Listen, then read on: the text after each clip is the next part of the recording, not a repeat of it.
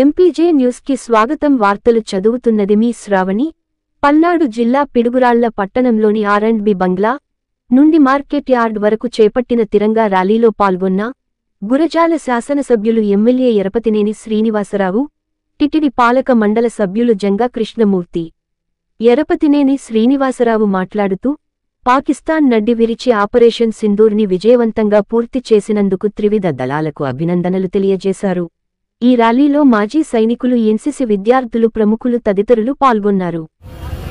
Operation Sindoor పేరుతో పాక్ నడ్డి విరిచి విజయ కీర్తనాన్ని ఎగరవేసిన త్రివిధ దళాలకి మనందరం కూడా గురజాల నియోజకవర్గం తరఫున అభినందనలు తెలియజేస్తా ఉన్నాం.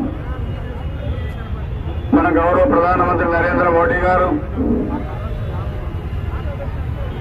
సంఘీభావంగా సైనికులకి, దేశానికి సంఘీభావంగా ఈ తిరంగా యాత్రను ఈరోజు భారతదేశం మొత్తం కూడా జరుపుతున్నారు. దానిలో భాగంగా మనం గురజాల నియోజకవర్గం ఈరోజు పెద్ద ఎత్తున కూడా జరుపుకుంటున్నాం.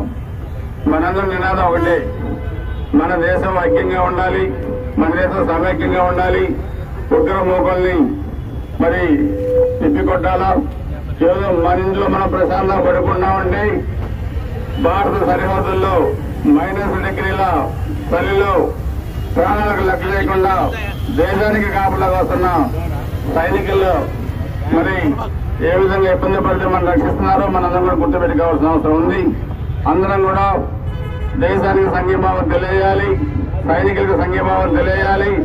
మరొకసారి ఇటువంటి సంఘటనలు జరగకుండా మన భారతదేశం సైన్యం తీసుకున్న చొరవకి అభినందనలు తెలియజేసుకుంటూ, భవిష్యత్తులో ఈరోజు ప్రపంచం మొత్తం మీద చూస్తే భారత్ ఒక అజేయమైన శక్తిగా ఎదిగింది. ఆ శక్తిని చూసి ఓర్వలేక ఇటువంటి సంఘటనలు జరుగుతూ ఉన్నాయి. ఇది పునరావృతం కాకుండా మన ప్రధానమంత్రి నరేంద్ర మోడీ గారు చర్యలు తీసుకున్నారు. కాబట్టి ప్రాణాల సైతం లెక్క చేయకుండా యుద్ధం చేసి మన భారత ప్రతిష్టను పెంచిన సైనికులందరినీ కూడా అభినందనలు. మరణించిన సైనిక వీరులకి నేను మరి జోహార్లు అర్పిస్తా ఉన్నాను.